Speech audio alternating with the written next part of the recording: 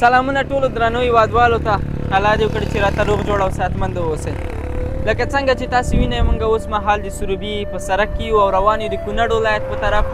دا چې ټول هیوادوال به خبر وي دا چې په کونړ ولایت کې ډېره شدیده زلزله شوې ده، ډېر کورونه پکې وران شوي، ډېر خلک پکې شهیدان شوي، ډېر پکې زخمیان شوي دي.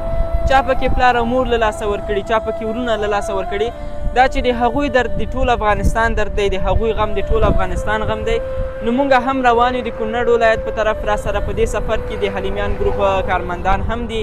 هغوی چې کوم څه خپل هیواد ته تولیدوي هغه به نن ورځ کونړ ولایت ته رسوو او د هغوی سره به د هغوی په غم کې غم شریکي کوو.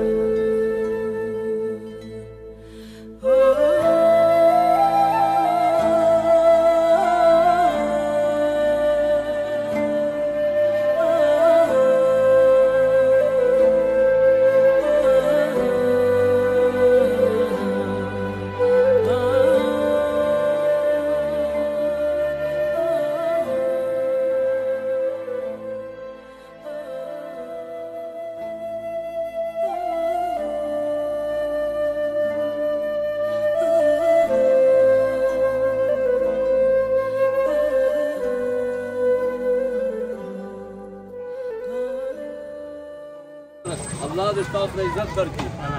اوس دا امتحان الله رب العزت موږ باندې راوستی ده، صبر به کوو. ټول کوټې موټې مان هر ځای ولاړ شو.